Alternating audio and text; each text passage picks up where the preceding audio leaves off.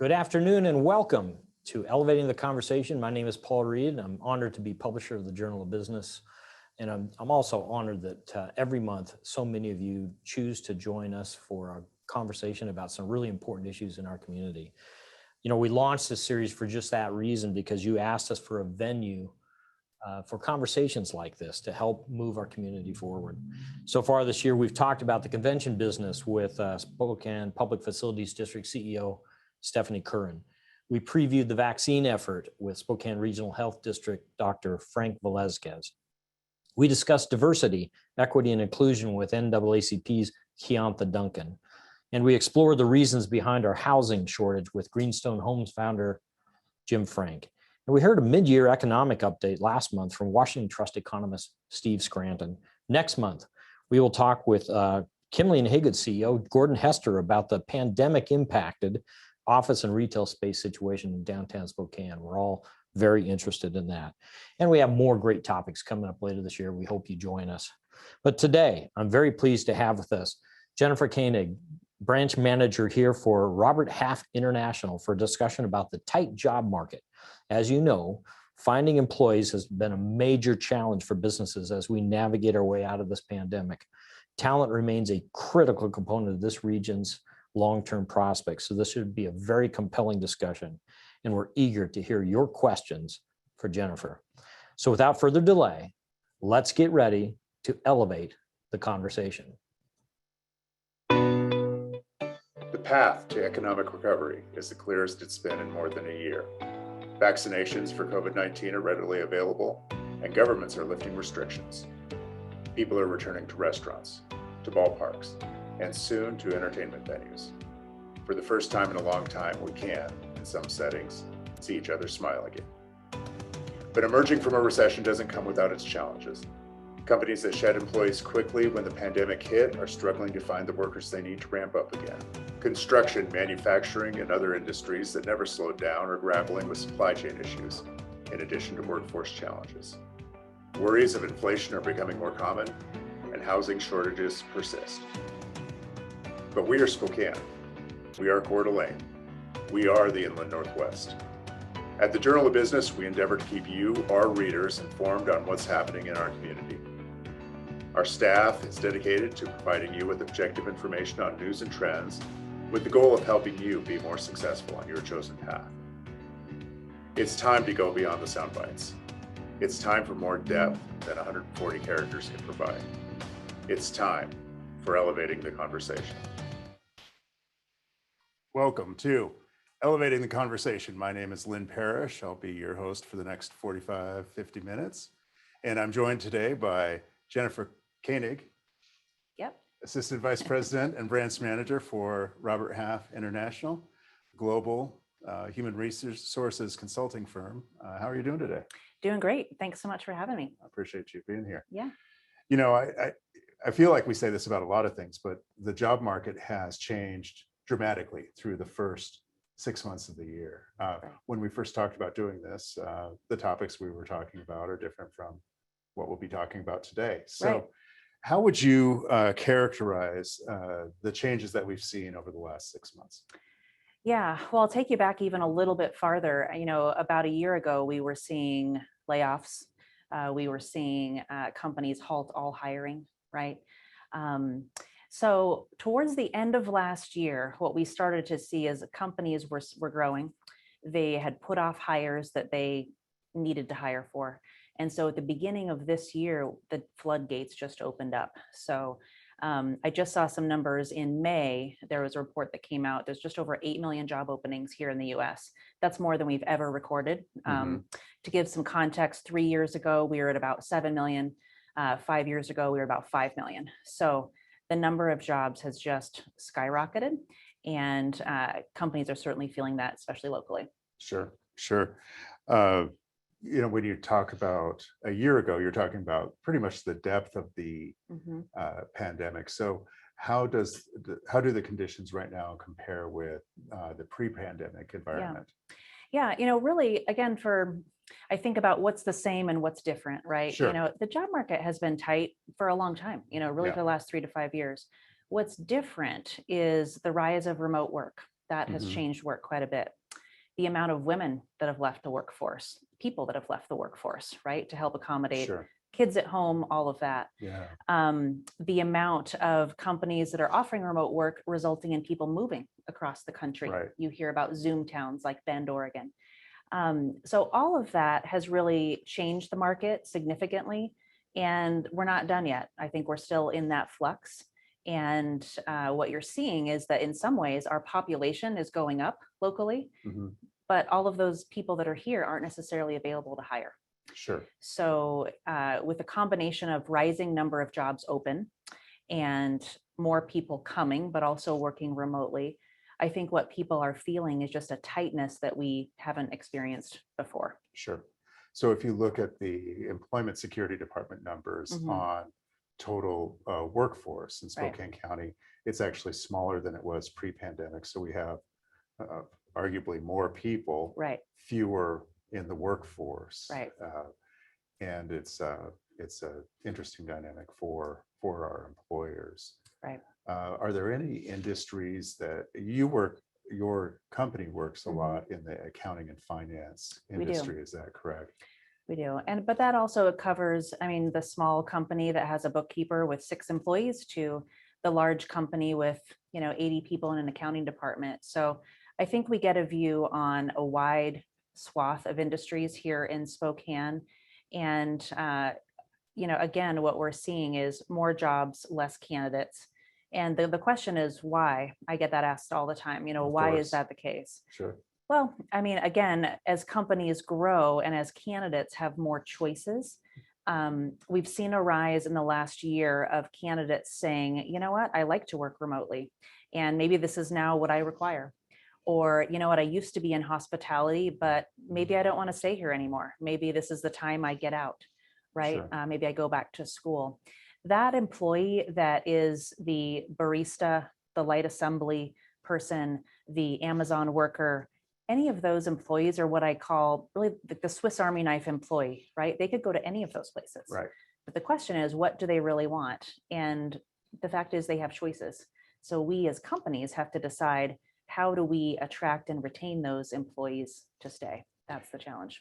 Absolutely. Absolutely. And that dovetails well into my next question, which was about incentives. It seems like we're seeing more employers offer incentives to employees, whether it be bonuses. In some cases, we've heard of referral bonuses, where if you have an established employee who brings someone in and works out, that employee gets a bonus. Is that something that is here to stay, do you think? Yeah, I think the signing bonuses that we're seeing in some ways, especially in the trades, I see that for sure, but at all levels. I think the signing bonuses are a bit of a blip. I think that will level out as job market levels out. The employee referrals, I think that's smart. A lot of companies have been doing that for years. I think that's always smart. Like-minded people tend to attract like-minded people.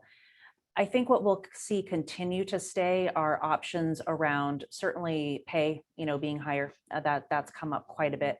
I just had a client tell me the other day that they were looking at 10% increases across the board just to keep people, which that number isn't out of line, depending on where they started with. I think employers will continue to use things like a flex schedule, remote work option. Those kinds of things will continue to be incentives for employees. You look at some of the surveys and workers will say, you know what, for the same salary, that for the company that does offer some remote, not 100%, but even just partial, I'm going to look at that company a lot harder. I might even take less money. We've seen that as well, just to say, I want that option to work remotely. So quality of life is becoming a larger factor for very much employees. And I wonder if that's a demographic shift, or if that is something that's come up during the pandemic. Yeah, I mean, I guess my sense, here in Spokane, I think, being a smaller community, driven a lot by smaller businesses, there wasn't as much remote work here as there might have been in some of our big city counterparts, which is probably normal, right, for cities of our size. I think what COVID has done is really forced that needle to move quickly, probably quicker than some would have liked, and really push that forward. And then, a lot of companies have had success with it, right? It doesn't, It doesn't work for every employee. It doesn't work for every position. Of course not, right? But the companies that I have seen do the best have had fairly solid measurement plans for success. So it's very clear on what is expected out of employees. But all the surveys say that employees, once they have experienced remote work, like at least a partial option, Sure. right? So Sure. I do think that part will be here to stay.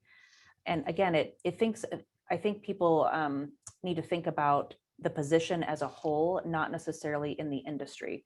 And what I mean by that is, for example, a receptionist, an administrative person. Certainly, if you are greeting employees, that needs to be, or excuse me, customers coming in, Sure. that Sure. needs to be an in-person position. Yeah. Whereas, say, a bookkeeper, an IT person, a marketing person, those types of roles are being done remotely across the board. And so I just think it's important to think about, okay, the roles that I have in my company, what does my competition do, right? So if this is a role that is commonly remote, do I need to at least consider offering that option to my employees? Sure. Right. It changes not only how we work, but also how we manage Mhm. our workforce, because Yeah. it's no longer a hall monitor type Right. type Right. role.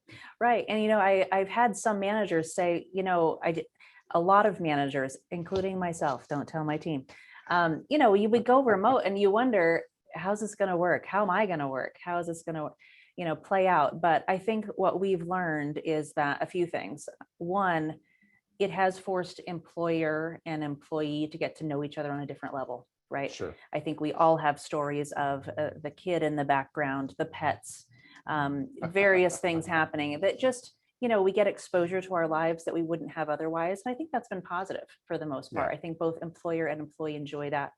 I think most employees will say they feel a little bit more balanced when they're working at home. They can, on a conference call, shoot out and do a load of laundry, and so forth. So they really report a level of balance they didn't quite receive before. Now, the flip side can happen too, right? I mean, Sure.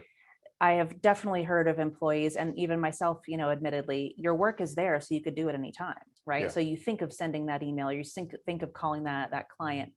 It is possible to burn yourself out too. So that has to be managed. But for the most part, I think most of the studies will show that productivity is generally the same or higher, for people that are working at home. Yeah, you're absolutely right about having to set those boundaries with Right. your own time, and I think that's something that you hear 1099 or Right. contract employees talk about Sure. a lot. Sure. Well, this is Yeah. good stuff. We're going to have a question and answer session after I get done with the questions that I have for Jennifer. So please feel free to put in the dialogue box the questions that you have for her. There's no such thing as a stupid question. At least we haven't seen one yet. So please chime in with anything you're curious about. So here's the next thing that I wanted to talk about.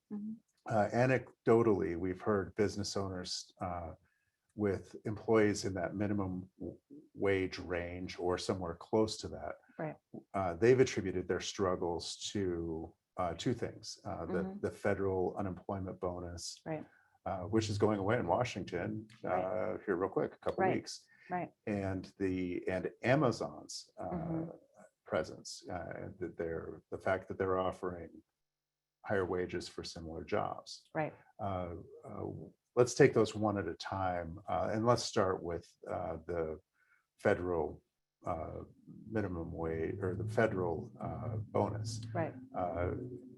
Do you think that's had a profound impact on? Yeah, I mean, it has, right? I don't think you can deny that, but I do think it's short term, right? I think the bigger challenge is more jobs than there are people, especially in that category, like I was saying before. Right. That is a very highly sought after candidate, and there's so many choices, Amazon, of course, being one of them. But I think it's a short term thing. And even locally, I would say our candidate flow over the past month, probably because of the end date, has become higher. And I think we'll continue to see that.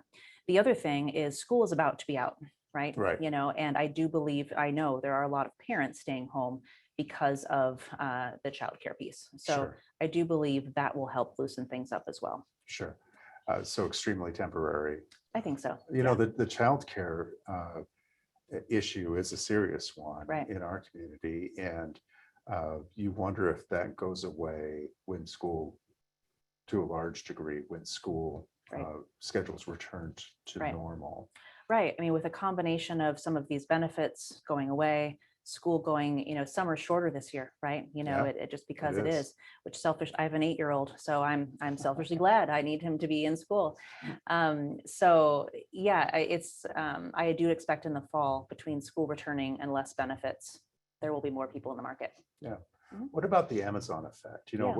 There have been reports, and we've reported as well, that they're going Right. to be a top 5 employer in the Spokane market within Right. 2 years, pretty easily. Yeah. Is that something that you've seen as a more long-term effect Mhm. on ability to find talent? Yeah, I mean, I think larger companies will continue to have dollars to place in terms of wages. That will probably Sure. continue to be true. And probably larger companies will figure out how great Spokane is, right? We Yeah. may experience this again. I guess what I would say to that is, yes, we may lose some employees to a large employer like Amazon, but I would also go back to, again, thinking about what's the same versus what's different. What's always been true is that the reason candidates leave jobs is because of culture and pay, Sure. always. And if the pay is decent, but the culture is bad, over time, it doesn't play out. So although there is a concern about the large volume of jobs someone like Amazon may be able to offer, I do believe over time, most employees will gravitate again to, where am I happy? Where do I feel the most fulfilled? If I'm a millennial in particular, we know that they as a group tend to want more than just a paycheck, right? Sure. And that means things like flex time, community involvement, feeling engaged with my employer and my purpose. And I'm not saying at all that Amazon can't offer those things. Right. It's just any employer of any size, if they are not offering those things long term, will continue to churn through employees. Sure. So if it were me, if I owned a business today, I would certainly be concerned about hiring, but I would be giving equal, if not more, attention and resources to how can I create a culture that is not just good, but is great. I mean, raving fans. People Sure. want to tell people who they work for and get them on board. Mhm. That's the kind of culture that will always beat out any company Sure. of any size. Yeah. Great. Yeah. Great. A lot of what we're talking about, I think if you look big picture, Mhm. it sounds like employers are going to have to put more resources, whether it be financial or energy, Right. toward keeping employees. Would you say that's the case? And if so, would you say that's going to be a long-term trend? I think so. I mean, again, looking back at our data, the past 5 years, the job market has been tight, right? Every year there are more and more Mhm. jobs posted. There's only so many people that we have here. Sure. So I would say that wages will continue to rise. We've certainly seen that. As an example, I was just looking at a person who does accounts payable the other day. 2 years ago, the median was $17 an hour. Now it's $19 an hour, courtesy of Career Builder. So I think that wages will continue to rise for sure. There'll need to be planning put forth for that. But the first step is figuring out, where do I stand now and how do I know, right? Sure. Again, I really advise, take a look at those job postings online. Who else is hiring for the type of candidate I would like? And what are those wages that are out there as far as I can discern? Where I think we could really get a good bang for the buck outside of pay is going back to that culture piece. Sure. Putting resources and time into training for managers, I think, is absolutely essential. And I mean from the top down, right? So CEO, owner level, down to department manager, down to line manager. We're expecting a lot of those folks at times to manage small and large groups of people. Mhm. The question is, what kinds of tools are we giving them as a company so they can do those things well? And what kinds of ongoing training can we do to help that be better Sure. over time? There's a company in town that does this thing called stay interviews, meaning instead of an exit interview, they interview some of their longer term employees to say, well, why have you been with us so long? Sure. Right? It's a great idea. Right. I think so too. Right. Like, you may learn as a company or an employer, wow, I didn't even know they liked that benefit. I do lunch every other Friday, for example. And I just thought that was like, oh, just okay. Wow, Sure. that's their number one choice, maybe. Right. It's important to know what makes a good culture for your people. And the good news is, you don't have to guess. You shouldn't guess. You should just ask them. They'll generally tell you. Great.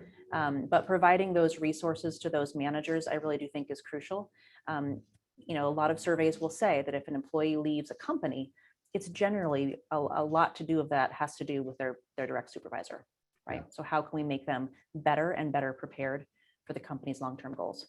Excellent. Yeah. Excellent.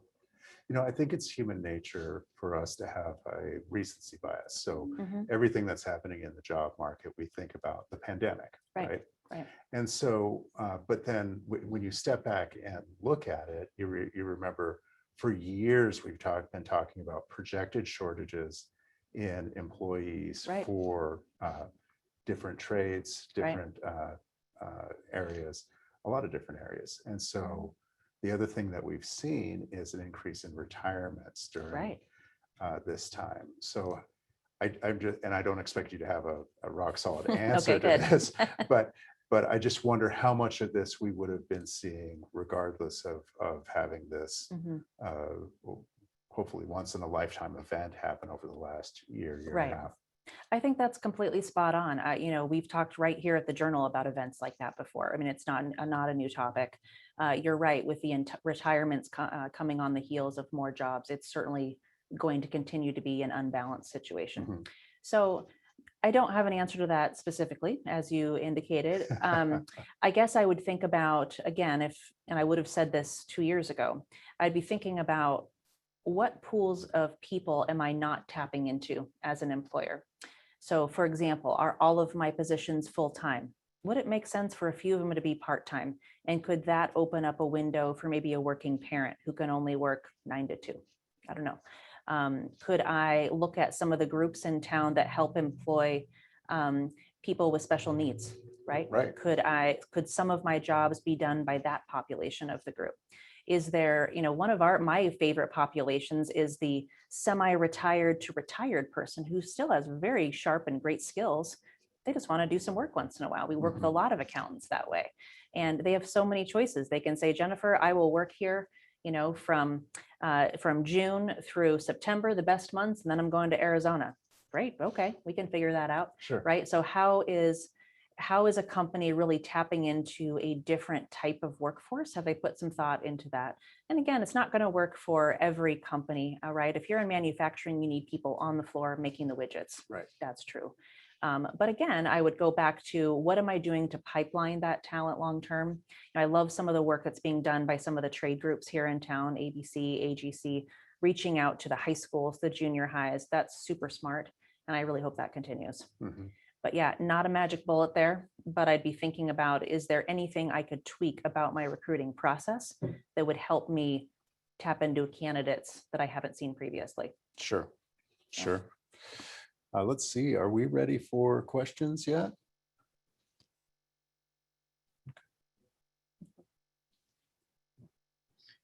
Yes, we have a question from Mike McBride. He asks, a significant number of workers who have left the labor force are moms.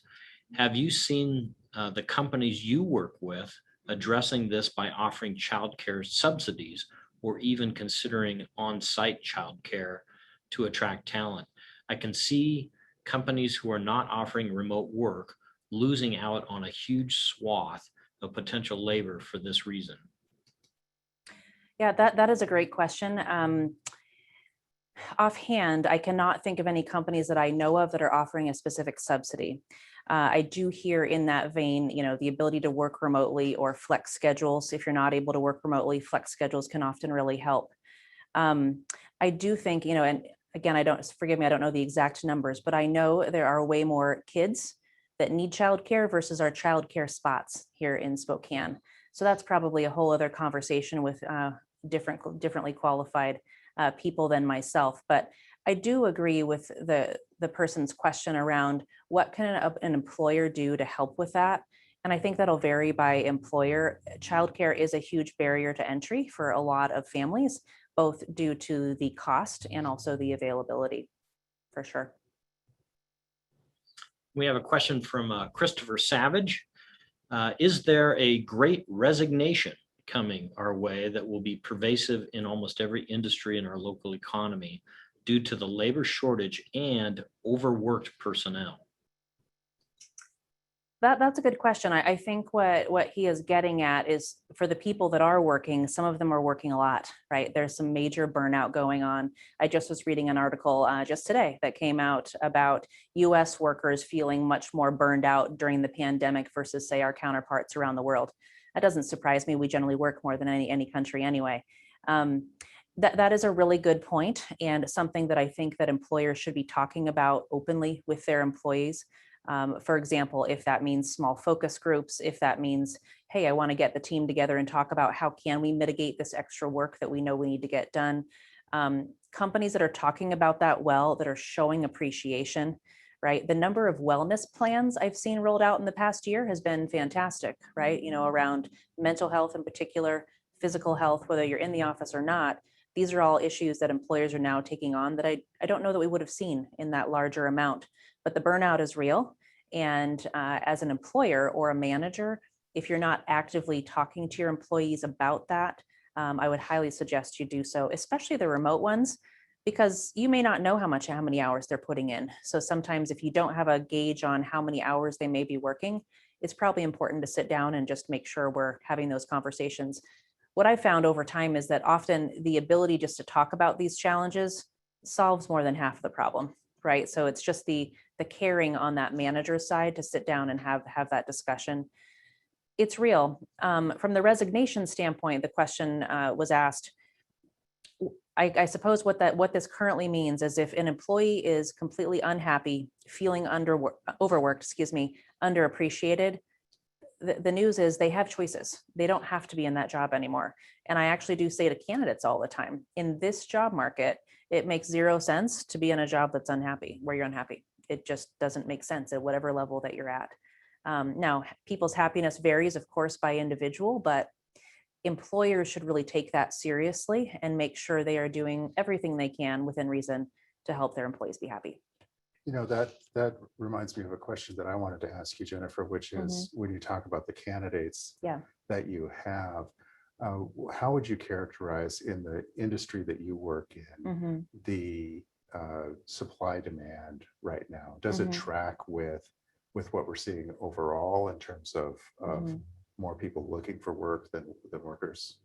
Yeah, well, I think, in my industry, we deal, sometimes when we provide contingent workers, contractors, Sure, those are largely unemployed candidates looking for something long-term, but just need to fill some gaps. Great, whether that's an accounting or some kind of admin type role.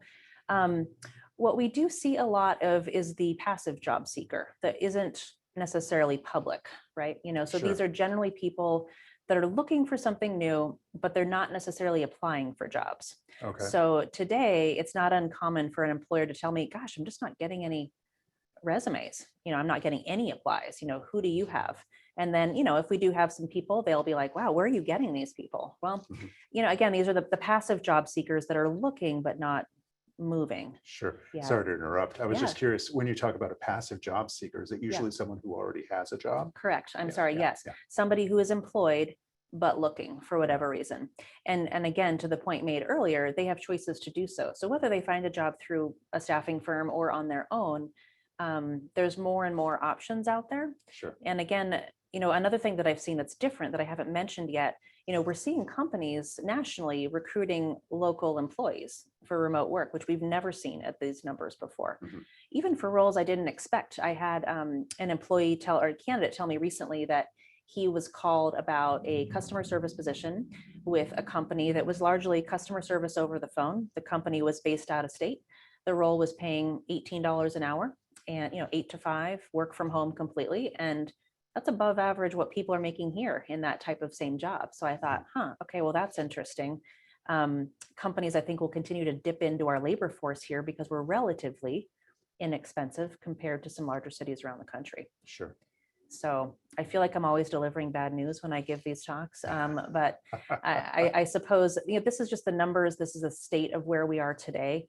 And I think the thing, again, that I would always go back to is that culture piece with the employees, because I think establishing that level of trust, that level of relationship with your employees from the top down, bottom up, will really be what makes companies sustainable long term. We certainly see examples of that here in Spokane. Sure. Well, and correct me if I'm wrong, please, but it sounds like what you're talking about is we have often talked about a more global economy. Right. And now it seems like we're seeing a global workforce Right. kind of take that next step toward Yep. that. We really are. Right now, I would say it's mostly national, but Sure. you're right. I just yesterday had a candidate who's on a remote assignment now, and she said, I think I'd like to move to New Zealand. Do you think this company would retain me? And I thought, well, that's interesting. I don't know. We're going to find out, right? And my first question was, what's the time difference, right? But Sure. I don't know if she's doing a good job. I guess the answer would be like, why not? Why not give that a shot? So She's doing a good job, and she's an extreme morning person. Yeah. right. So I just think those are the kinds of things we're going to continue to see in the next couple of years. I think we're just not done yet. People talk about the new normal, right? Yeah, sure. I heard a phrase recently called, the next normal. I just don't think we are to the next normal yet, whatever that may be. I think we're still processing through that. Sure. Yeah. Sure. Paul, do we have any other questions? We do, from Michelle Armstrong, and I apologize if I mispronounced your name. If an eviction sweep occurs once the moratoriums sunset, how might that impact employment job seeker trends? Gosh, I do worry about that. That's a really good question. In the short term, the question is, where are these community members going to go, right? Are they going to go home to where family is, wherever that is? Are they going to, live with other people here locally? I guess, to be honest, as long as an employee can get to work, so to speak, in the short term, that may be okay. But that may be a very big issue that we just haven't gotten to yet. And I guess the honest answer is, I don't know. We haven't seen that yet. It's a good question. I guess I'll leave it there, but it's a good question. We'll see how it plays out. And one last question on the board so far from Mike McBride. What cities or regions outside of Spokane are you seeing applications from to come? Sorry, that's moving around on my board here. To come to work here in our market. So what applications, where are you getting applications when they're from outside Spokane? Sure. I will say we have had people moving in to the area from Seattle, Portland, California as a state, Denver, pretty regularly over the past 3 to 4 years. That's been a fairly natural flow. I would say those same areas are higher than normal in terms of applicant flow.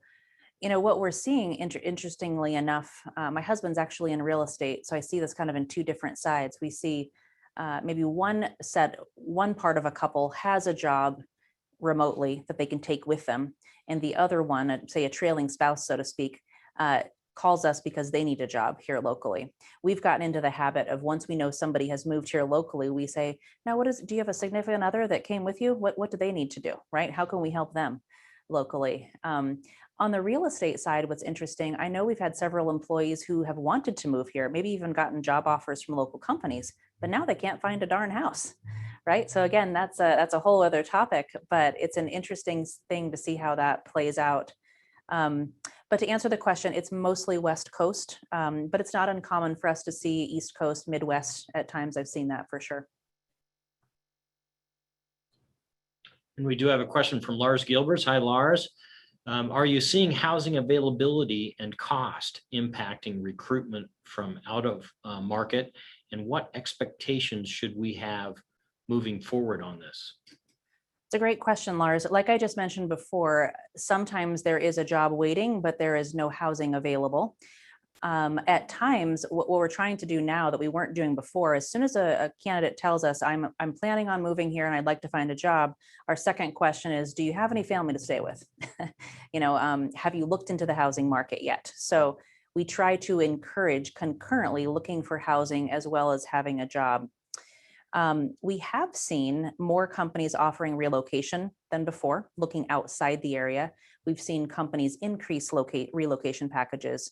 I was just talking to a manufacturing company the other day, and they were hiring for a fairly high-level accounting position, and they weren't offering relocation. And I could hear the frustration in the CEO's voice saying, I'm just not getting any applicants that stick. And I had to say, well, I hate to say it, but again, your counterparts that are hiring for that same type of position are offering relocation.